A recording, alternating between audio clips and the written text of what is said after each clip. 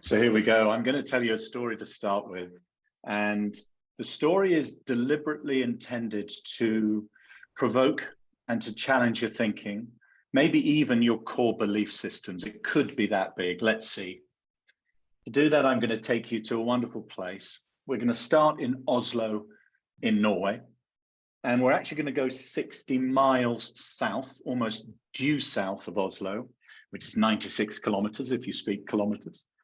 And we're going to be in this vast, dense forest. Now, in the same place is Norway's second largest prison. It's called Halden, and it's an extraordinary place. And the reason I'm sharing this with you, because from my research, this is probably the most extraordinary example of a dolphin training philosophy working. So that's why I'm sharing this story with you. So bear with me with this story. And in the next 51 minutes, there are 3 sections to this session together. The first is, what do we mean by dolphin training? What is this philosophy? What is it all about? The second section, roughly 17 minutes long, will be, okay, why is it of interest to me and how might I do it? And the third and final section is, so what? So what could I do with this? Whether that's for me as an individual to be better myself or to be a more inspirational leader. So 3 sections, roughly 50 minutes in total. If everyone can put their microphone on mute, that would be simply awesome so that we don't have distracting noises. It's easy to say that, isn't it? And then the person that got it on doesn't recognize. Thank you. If you can, put yourself on mute. Okay, so back to second largest prison in Norway. And a few years ago now, it's a number of years, it's more than 10 years ago, the head of the prison decided to change the way the prison was being managed fundamentally. And effectively, the key principle that was adopted is mutual trust, unconditional. So unconditional, mutual trust in a prison. So just start to think about that. What does that mean?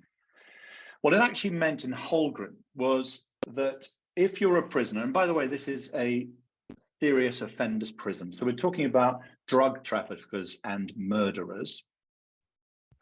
And if you're a prisoner there now, or indeed when this idea first was adopted, you have your own room. It's called an apartment. And in that apartment, you have a shower and a bath, and you have a flat screen TV, and you have the keys to your own room. So you can come and go when you want. You can keep the door open if you want, or you can close it to have a bit more privacy in your own space.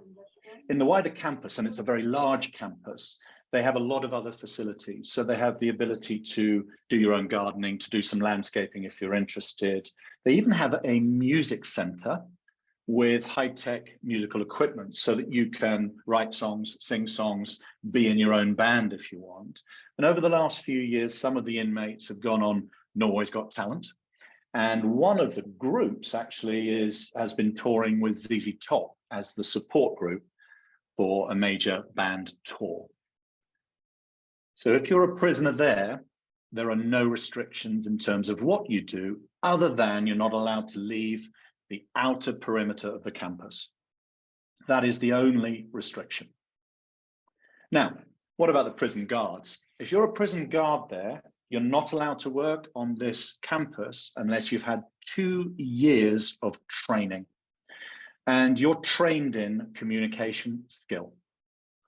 Now, we all know what that is, right? That's questioning skills, listening skills, summarizing, facilitating, communication, coaching. All the core skills of connecting with another adult human being. And the reason they take 2 years to train you is because it's your job to make sure there's never a conflict on campus. And if there is, you solve it through discussion. If you're a warden on this prison campus, you are not allowed to carry any weapons of any sort. However, there are plenty of potential weapons on campus because the kitchen is a full working kitchen and therefore they're very sharp knives. The inmates are expected to cook for each other and for the wardens and vice versa, and therefore you have access to sharp knives.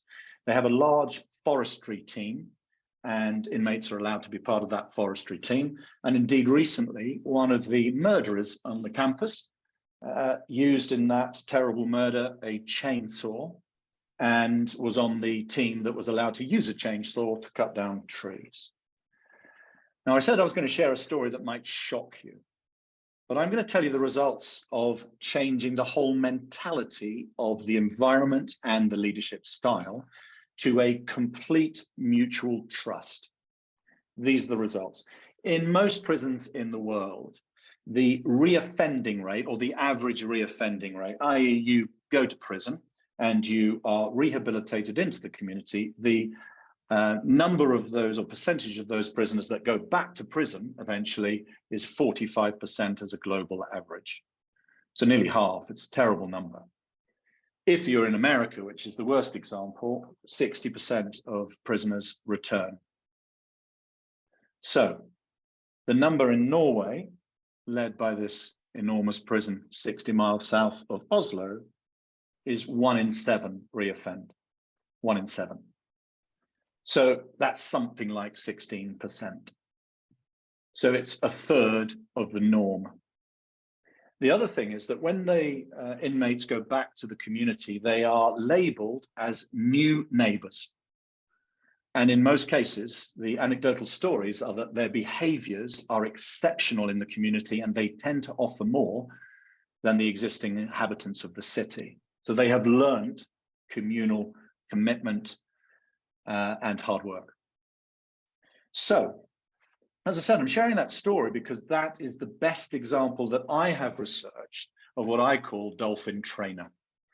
The fundamental principle of being a Dolphin Trainer is that you cannot educate, influence, lead, or inspire anyone unless you establish trust first. So what is a Dolphin Trainer? It's someone that makes sure that they establish a friend-based relationship of trust with the dolphin before they try and train them to do tricks in the aquarium.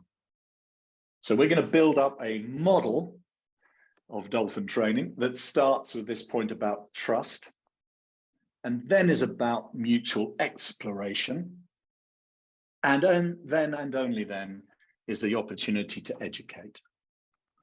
So we're going to fill in the top square on this as we go through the process. But I'm going to tell you one other story before we then get some reaction from everybody. So I'm going to ask you to use chat in a moment just to react to what you've heard. But here's the second story. One of the joys of LinkedIn is that you connect with people you haven't seen for years. And a few months ago, someone I hadn't seen or heard from since I was in school with them got in touch and said, "I can't believe you're a dolphin trainer."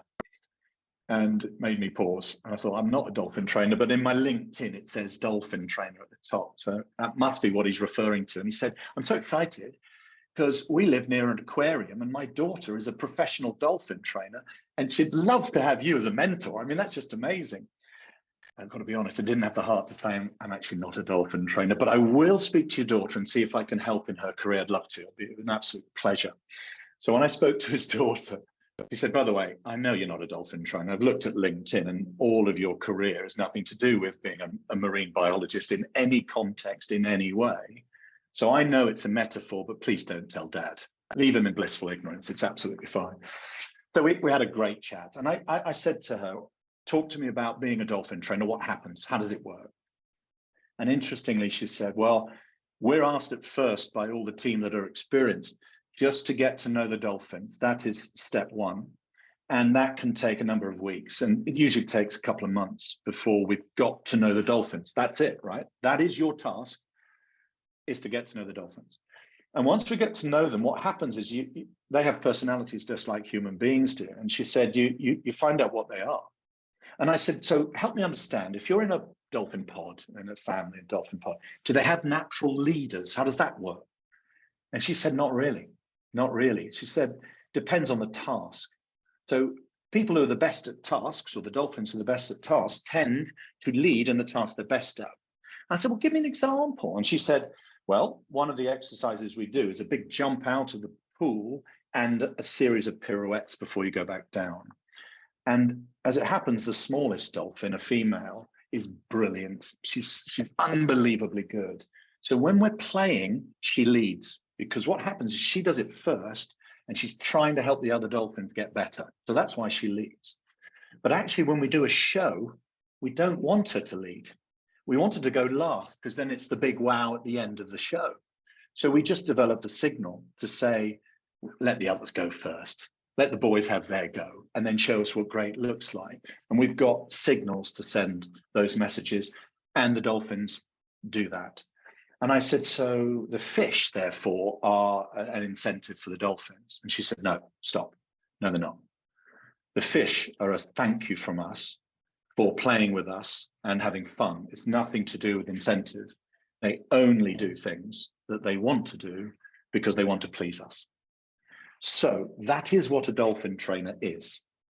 And that is my passion in life and my vision, frankly. It's to try and create more dolphin trainers all over the world. And as you would expect, I measure that. So I am measuring the number of dolphin trainers that I meet and inspire, and if you want, coach. And we're at 483. And my vision is to get to 1,000. I've written it down, gives me half a chance, puts me under pressure. My vision is to get to 1,000. Now, first question for everybody, because I'd love to hear from you. In chat, do you believe in your team and or organization or unit, whatever you want to call it? Do you believe there is an environment of mutual, unconditional trust, just like the prison in Norway and the aquarium with dolphins? I'd like you to put into chat yes or no. Okay, that's it.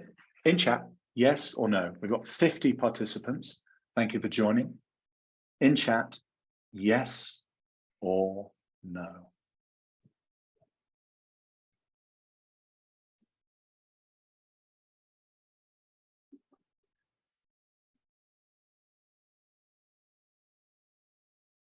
Oh, it's just glorious to see the yeses.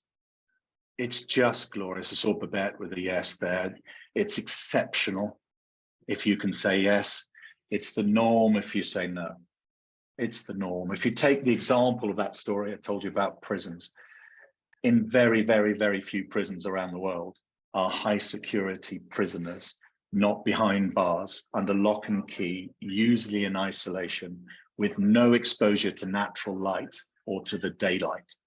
That's the usual way we treat high security prisoners, and therefore there's no trust whatsoever.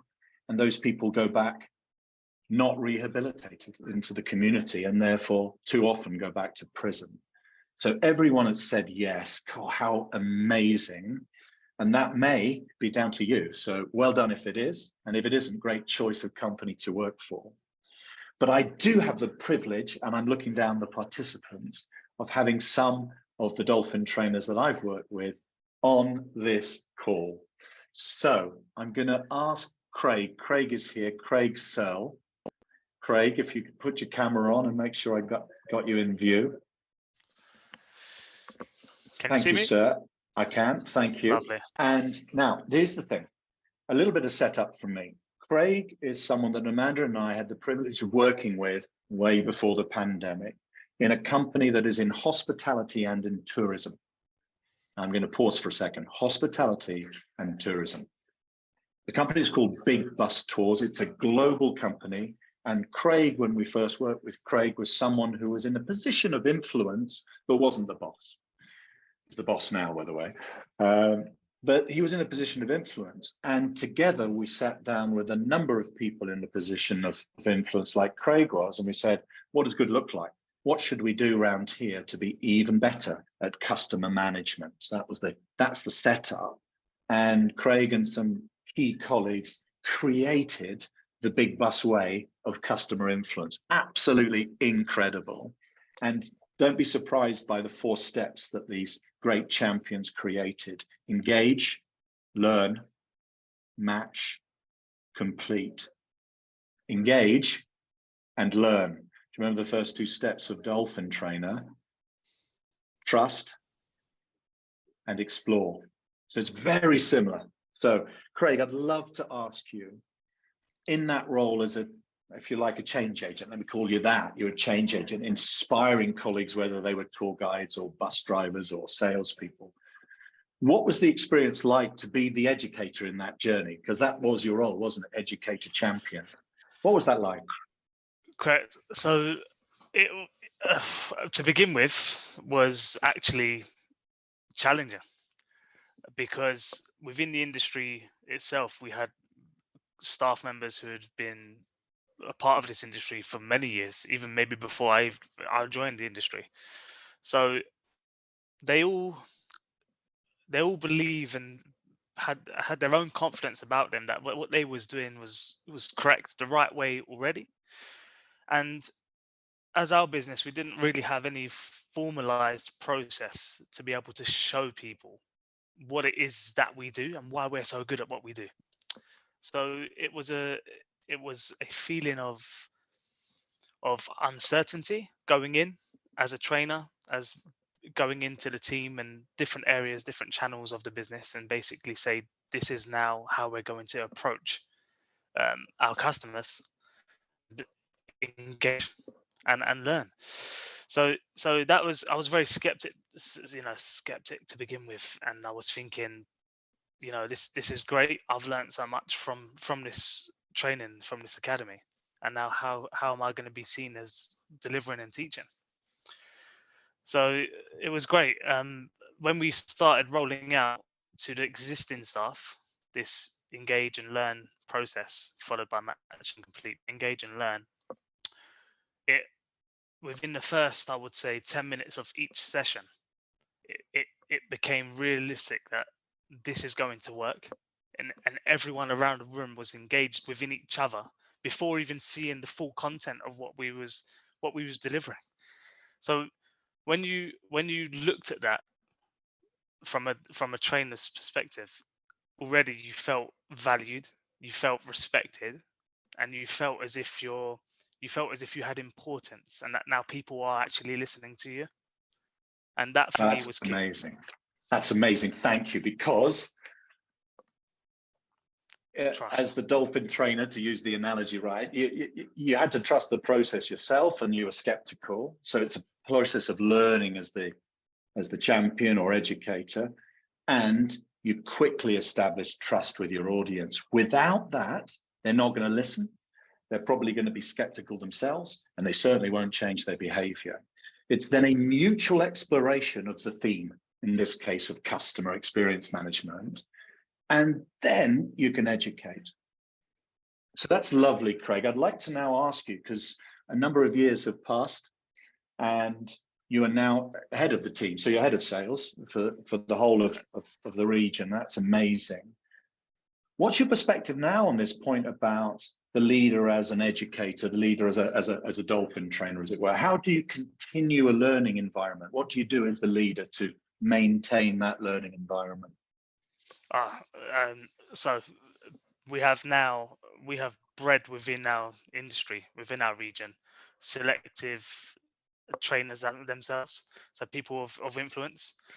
And what we allow them to do is actually coexist with the training and with the program, and actually allow them to give their input and delivery to a new recruitment drive.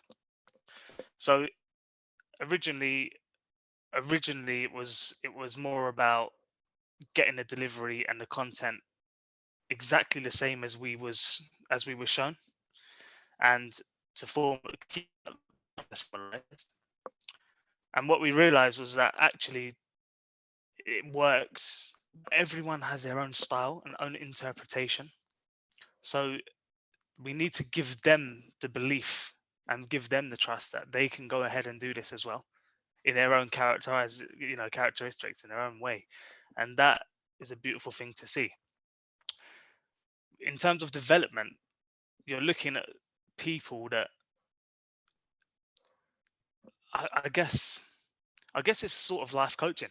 You look at someone who probably doesn't believe that they can be as valued, or they can be as important to a business than what they did when they first started, if that made sense. So when you give someone that opportunity to be able to deliver and make an impact across the globe, it just breeds a beautiful morale and a beautiful team building exercise as well in the interim. In terms of for myself, it's very important that I let them be able to do that, because it became my baby. So this process became my baby, and I felt like I was the champion, I was the master of what we was delivering. And sometimes for me to let other people just take the reins and actually go ahead and start progressing themselves and develop themselves, I'm watching back thinking, oh, at first, is this right? Would I have done it exactly this way? Or actually, are they taking my glory? But no. And what it's actually done is actually from two people in my position at the time that was delivering, we've now incorporated 12. So we've got 12 people who are actually delivering this content. And within that 12, it just breeds roots across the business to show that actually we care. Our business is great to work for, and people can learn, and the opportunities are there for growth with everyone. Well, Craig, if you ever watch this video back, I want you to look at my face. I'm mainly smiling, listening all the way through that. It's partly why Amanda and I do what we do, right? It's to try and inspire leaders to take control and to lead and to own and to inspire others. Dolphin Trainer principle. But you just described it. And more than that, you described it through a period when, because I know your business really well, and because I understand hospitality and tourism's journey through COVID, where as a business, you were barely surviving and certainly not making any money. I mean, certainly not making any money. It's just an extraordinary success story about how you motivate, how you support, how you respect your staff, and how they then take more ownership of the journey than necessarily the leader does, because it becomes their journey, because the environment you create has created that. Agreed. Can I also, sorry, Mark, just to Please.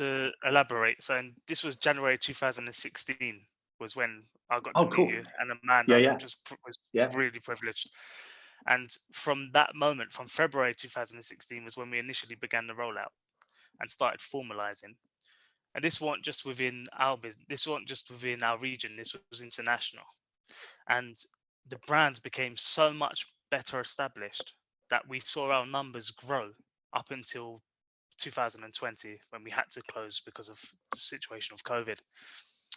And from reopening from COVID, so post COVID now to where we are now, we have regained TripAdvisor in our industry. We have regained #1 in terms of TripAdvisor, and that that for me was a big accolade for the business, because it just showed as a business and a brand that we value our customers more so than, we're heavily involved in the sales environment.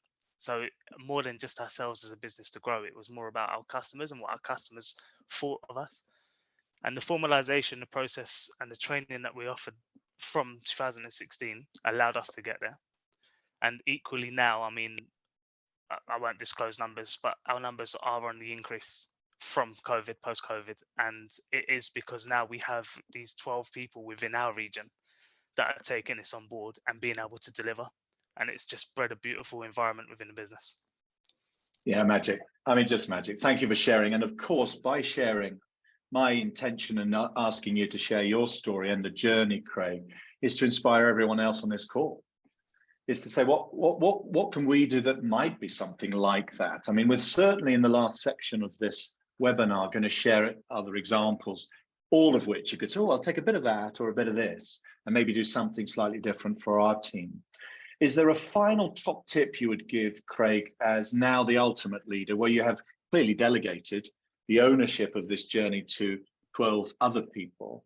Is there any other top tip you would give people who are the ultimate leader like yourself? What other tip would you give to succeed irrespective of the circumstances that you're in? I would say be very open-minded. And if you truly believe you already are open-minded, then that's great. But actually, the communication levels you should have with your team and employees become so much easier and so much better of understanding as people, rather than so much as a manager or as an employee or as a colleague, as people, that it allows just for this natural rhythm of a workplace to breathe.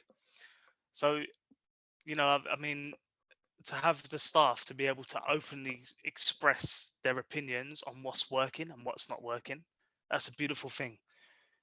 Because recently we've done surveys across the business, and it's quite often previous scores have been lower than what they are now, and it was about their value within the business, them being heard, them having an opinion, them having an impact within what's going on today around the business.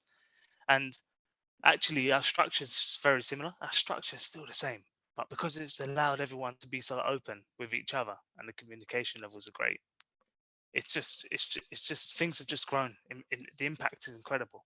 So to summarize, be open-minded and allow your team to come to you, express their ideas and express their opinions.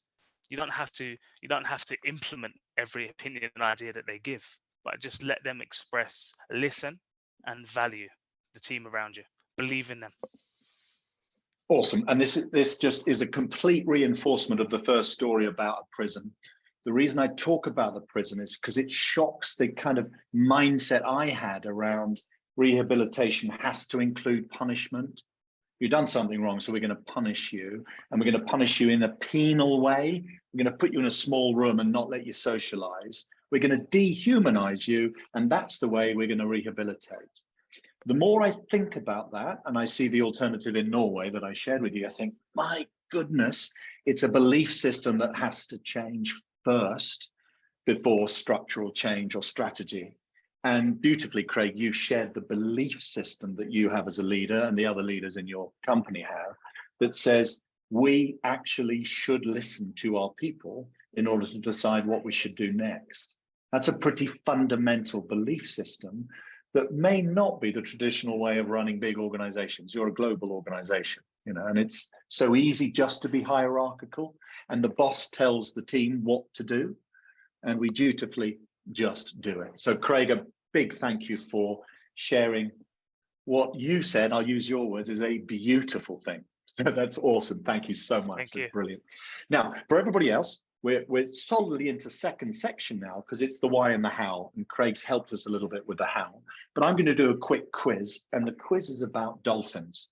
So this is you as individuals answering these questions. Question number 1. I'm going to give you 3 different species: chimpanzees, humans, and dolphins. Which one of those 3 is the first in the young baby state to recognize itself? And this is called MSR, mirror self-recognition. So you put a mirror in front of a little baby, or a little dolphin, or a little chimpanzee, and which one of those 3 species recognizes itself first? Is it a chimpanzee? Is it us? Or is it a dolphin? That was question number 1. The answer, of course, is dolphin. And that means their brain is learning faster and is better younger than any other mammal, as it happens. That's question number 1. Question number 2. We're not talking about whales, because a killer whale is actually a dolphin. It's a really big dolphin, but it's a dolphin. We are specifically not talking about any form of whale. I'm just talking about dolphins. And using chat, what is the longest dolphin species? How long is a dolphin? Right? What's the longest? And you can say that in meters or feet. Okay, so what's the length and size of the biggest dolphin? What would you think in chat? Oh, John, what a great start! Brilliant. Yeah, it's extraordinary. This, yeah, it's 7 meters, about 22 feet. So a pilot dolphin, 22 feet. They are 3 times the size of an average human being, and they're about 3 times the weight. Next question. Good. Human brain is on average about 3 pounds. It weighs about 3 pounds. What's the average weight of a dolphin brain? 3 pounds of human brain. What's the average weight of a dolphin brain?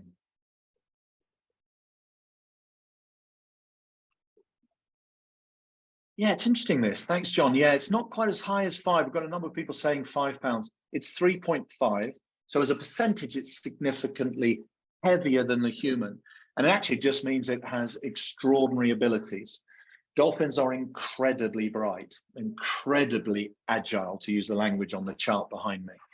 There is an incredible agility. Now, to bring that to life, I'd like you in chat, and you need to think about this first before you put it in chat. I'd like you to think of 5 ways that the dolphins have adapted their strategy to hunt. So give me 5 hunting techniques of a dolphin. 5 hunting techniques of a dolphin. Have a think about that using chat. What are 5 hunting? Herding is definitely one. Herding fish into a small, tight area. Listening, definitely. Using sonar is another strategy. They're coming in. Distraction, brilliant one, Neil. Yes, they use distraction. There are different words for it, but they definitely do. Communicating with each other, teamwork, these are tactics, well done. Bubble nets, well done, yes, well done, Mark, really good one. Charging, they do charge, Karen, yes. Seeing lots of different ones, really good. Really good, yeah, and the answer is that the marine biologists have discovered that they've come across at least 20 different hunting techniques, because you have some freshwater dolphins, you also have seawater dolphins, most of them are seawater dolphins. And I'm going to put it up and lean it back, and here are just some. Play dead, mimic, whack, punt, trap, dive bomb, corral, pool, many different varieties. And what it shows is this incredible capacity to learn from each other and to change according to the situation that they're in, the environment, the sea environment that they're in, and the predator that they are hunting, the catch or bait that they're trying to get. So incredibly agile. Next question. How many dolphins are there? How many dolphins are there in the world? Using chat, what do you think? How many dolphins are there in the world? And just don't have to answer this in chat, but just think, is the population growing or declining? So in chat, how many? 500,000 says Vincenzo. 1 million says John. 1.5 declining, Andreas. 60K declining, Giles. 2 million declining. 100K. Okay, here's the answer. It's a really, really cool answer, and it actually justifies the point about agility, intelligence, adaptability. There are 8 million dolphins in the world, and despite in some societies brutal culling and fishing, in truth, for token, there are some societies that still fish dolphins. Those numbers are growing, and they're growing because of agility. They're smarter, they're faster, and they remain kinder.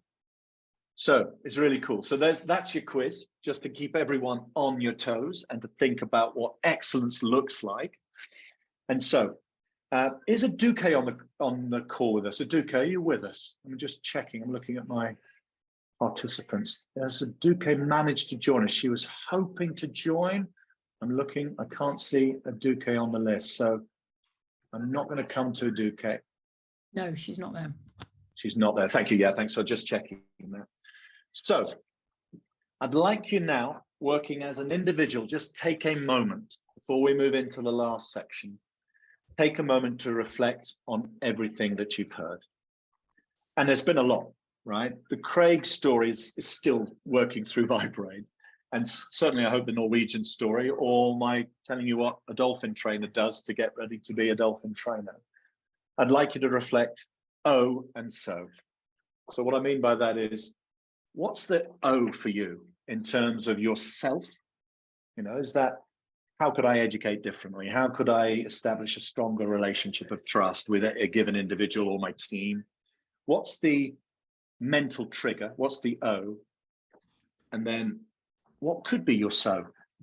And Craig had lovely examples of what you could do differently. How do you currently ask your team what they should do, as an example? And I'm going to give you one more story just to inspire this, O and so. And the story is this: it's an American manufacturing company. a family-run manufacturing company with 240 staff. And at the beginning of COVID, they had a massive hit on their revenue. And the CEO of the company, called Wale Miller, got everyone in the factory and in the offices, so all levels of the company together, and said, what do you think we can do? Because we need to cut costs, otherwise we will not survive. So this egalitarian ask, exactly what you said, Craig, ask the people what they think. And effectively the team said, well, if we all commit to take less salary, all of us at every level, then that will save money. And someone put their hand up and said, yeah, but I can't afford to do that. I can't reduce my salary. You know, it's a disaster. And then someone else said, here's an idea. We just take unpaid holiday. So how does that work? Well, if everyone takes 1 month unpaid holiday, you choose when you take it, it reduces the salaries by 1/12 across all of the business. And that will make a difference of a few $1 million. So why don't we try that? And the leader said, well, if that's the view of the group, and they voted and said, yes, let's do it. What actually happened, apart from they saved a lot of money, was a very interesting dynamic. The whole workforce at all levels started to communicate with each other more often. So it wasn't the office and the manufacturing teams, it was constant socializing, talking more, being at the coffee machine, not just with your shift, but maybe with someone from a totally different department or a different office. So they started to talk way more and they could feel it. There was a bigger buzz in the office and morale surveys went up. So that's one factor, more communication, better environment. The other one was they started to adapt the policy that they'd come around to. So one of the cleaning staff went to one of the most senior people in the business and said, I can't really afford to take a month unpaid. I have a young family, I'm the only breadwinner. Is there any chance that you could take some of my holiday? And the senior person says, well, actually, yeah, I'll take 3 weeks. And that way more money goes back into the saving pot and you only have to do 1 week holiday and therefore only lose 1 week of pay. And the individual who asked that said, well, actually, that's good for me because I still want to contribute because this is a collective effort. So I'd leave you that last example in terms of radical choice. And I'll leave you with just a few words before you decide on something that is a bit of an O for you in everything we've covered. And it's this. And this is what Stephanie, the Dolphin Trainer, said to me. Dolphin trainers don't state what they want first. They connect and effectively ask the dolphins what they want first. So they don't state opinion first. They connect and ask first. They don't find fault in the dolphins that aren't particularly good at an exercise. They find strengths in every dolphin and they big those strengths up. And in our organization, this was a fascinating final point she made, in the whole aquarium, the management don't talk about head count. They talk about heart count. Really cool. So you have 2 minutes working on your own. What is your O and what is your SO? I'll stop talking for 2 minutes. O, SO.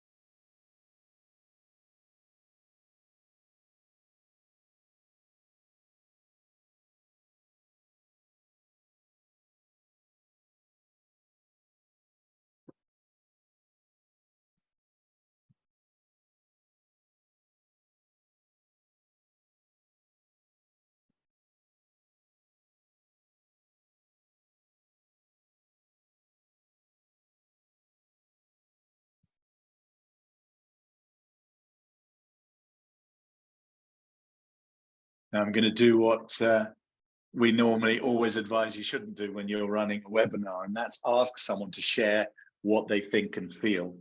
And I'm asking anyone who would like to share something that, can I put it in the context of as radical in terms of a change of mindset as the prison authorities in Norway?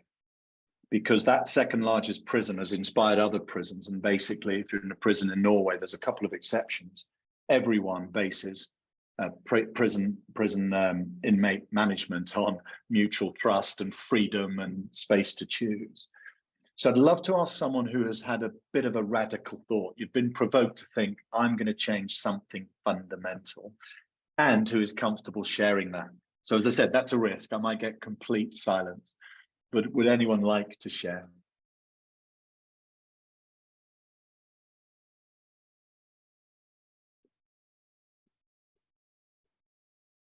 And that means come off mute and share.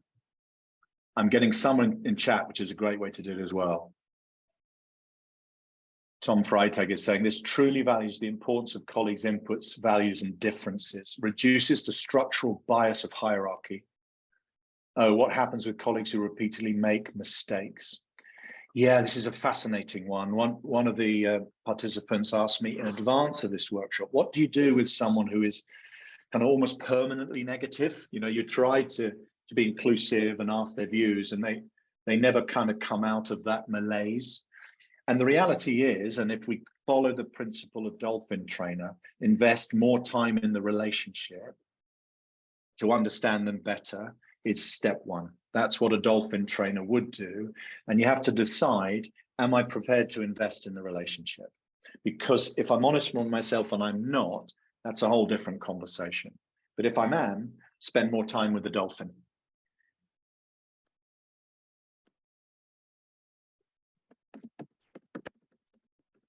Thanks, Andrea. Yes, some advice. It's great to see some advice.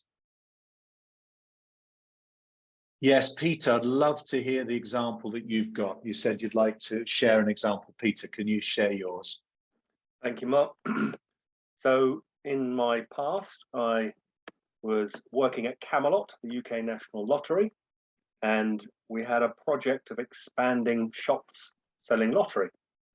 A lot of retailers had agreed to sign up to sell scratch cards, and we wanted to introduce selling Lotto, Euro Millions, Thunderball, and other games as well. But this meant a massive field operation and would involve 6+ months, lots of legal back and forths, and resource that we just didn't have. So one of the team members, very junior team member, just said, okay, well, let's flip it on its head. What if we said to everybody, great news, we're going to upgrade you. And if you don't want to be upgraded, please let us know. And that saved a 6 months worth of 100 salespeople's time. Brilliant. That's very cool. Very cool. Thank you. Very cool. And Andrea, you say you have a lovely example of being a dolphin yourself. Yes, and it is with Chester and Mark. When I've been given this task of running the first face-to-face training with Royal Canin recently in Italy, it was the first. They were 45 persons in the room. Actually, I was almost surprised by the, how can I say, the short and quick type of induction that I got. So a lot of freedom that in turn made me feel a lot more empowered, and I felt accountable to the maximum, really. Andrea, this is brilliant, because I'm conscious there are many people on this call, participants on the call, who we work with. So Phil Godson is one of my key clients. James Allsop's on this call. And the feeling you had is the feeling I have when I work with some of the leaders on this call. In 2 separate businesses, I've worked with James, and I felt complete trust from my client, the leader, complete trust. What did that make me do? Work way, way, way harder. Yeah. And want to do the best I could, want to be inspired and inspiring, incredibly motivated because I felt immediate, complete, and unconditional trust. And so to all of the leaders and our clients on the call, you know who you are, just a major thank you, because when you do that, and this is Andrea's example, the commitment goes up, right? The commitment goes up. And when I spoke to Stephanie, she said, dolphins are eager to please, more so once you establish a communication pattern, which is different for each one. And this is a big message. She said, you don't communicate the same sound and expectation of every dolphin. You have a personal relationship with everyone, and you trust them all, and they all step up, and they all show more eagerness to do the task, whatever the task is. So that's incredibly cool. And so now, Amanda, I'm going to turn to you because we're moving into the final phase now. And the final phase is just, right, come on, let's commit. Whatever we were inspired by or inspired to do in terms of self-reflection, it's time now to think, come on, let's do something. Amanda, I'm going to hand over to you in terms of what's your experience in the so what piece now? Thank you. You know, I've already, Bernie, just to save some time in terms of thinking about these things, I've put those 4 really big top tips into the chat. And, you know, as we're talking through this final section, which will probably about 6-7 minutes, I'm going to say to you 2 things. We had an amazing speaker called Lynn Lee here at one of our events recently, and she talked about the attitude of positive regard. Positive regard is actually a counselling term, and positive regard says that everybody comes to work to try to do their best, and therefore if people are not doing their best, then actually it's about finding out how we can help them to do their best. So as we're going through these top tips, and I'm going to give you some examples, some real life examples of leaders that I've worked with, that we've worked with, who have been working on these tips. I'm going to ask you to ask yourself this: what might I have done with my team that might have reduced trust? What might I have done that might have reduced trust? And I'm going to give you a personal story. So I worked in the food industry. I was a sales director in the food industry in Ireland, actually, latterly, and I had a smallish team, and we were so close. We went out together, we worked together very closely, we knew everything about each other's families.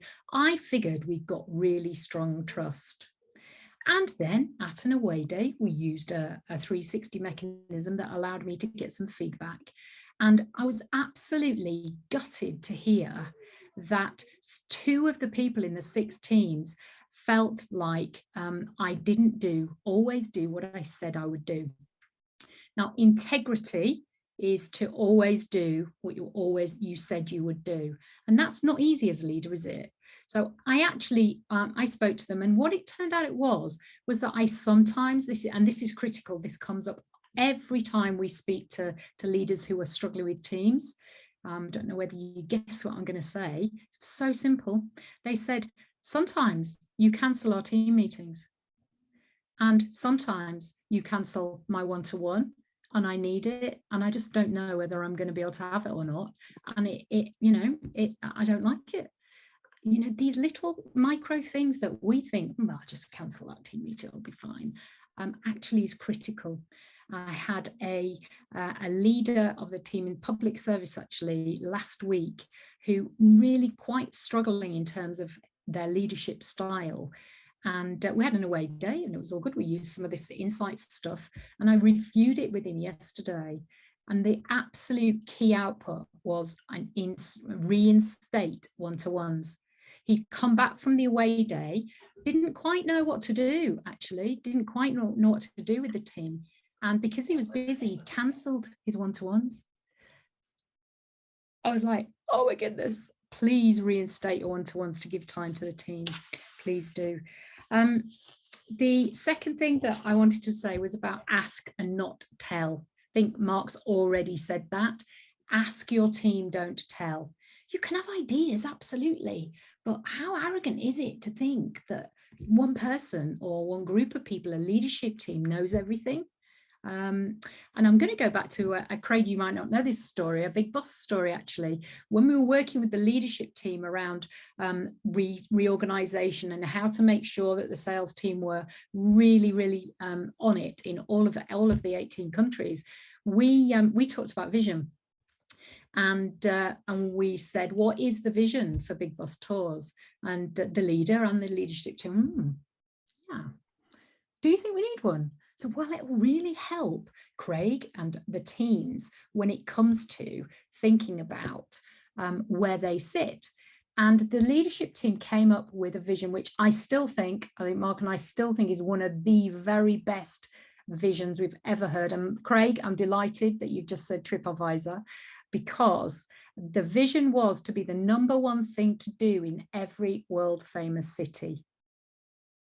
So once everybody was aware of that vision, they knew as a team, the drivers, the cleaners, the engineers, the salespeople, the operations people, the partner salespeople knew exactly where they sat, because it was their job to get their city to #1 on TripAdvisor. So Craig, congratulations. And I can see John Curran here as well. I'm sure your city is there as well.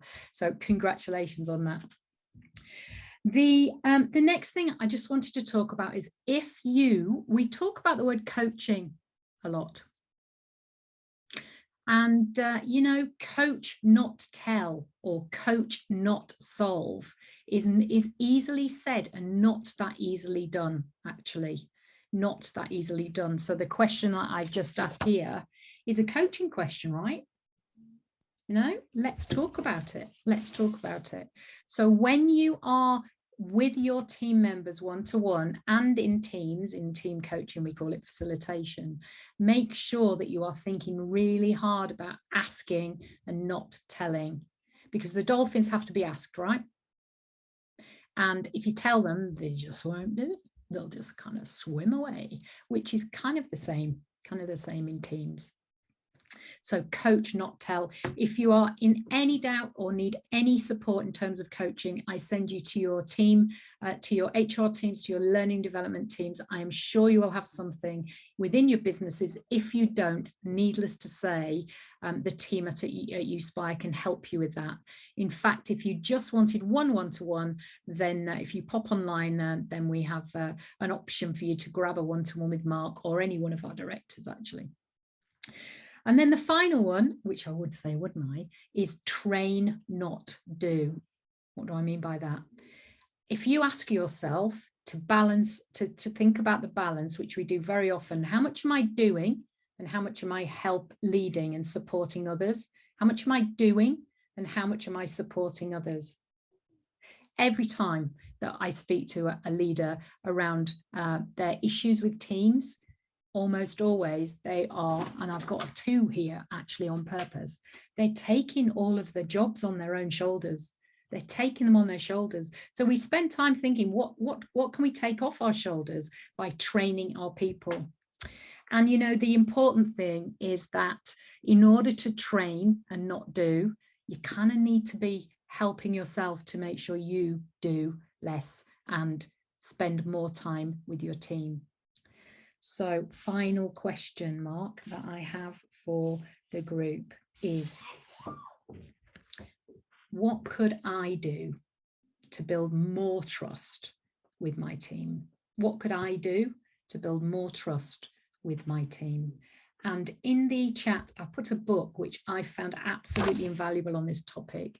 It's called The Trust Edge by David Horsager, and he has 8 elements of trust, which all begin with C, which we always like, around the development of trust as a leader. And there's an amazing story. Jonathan Brough, who is one of our colleagues, I can see you're on here. Jonathan, there's an amazing story about Harley Davidson and the amount of trust that their colleagues and their colleagues internally and externally had with the brand. So some tips to help you to think about how you get even better. I know a lot of you said that you have a high level of trust. It is broken quite quickly. One-to-one moved or cancelled. That's quite, worth thinking about. Over to you, Mark. Thank you, Amanda. 2 final thoughts from me. I filled in the top box. Amanda's brought this to life beautifully. Train, don't be the doer. And then I've used your word there, Craig. It's just beautiful if you get it right. And the last thing, I'm bound to say this, Citizen Smith would say it. Dolphin trainers of the world, unite. Thank you. Have an awesome afternoon, everybody. Bye, everybody.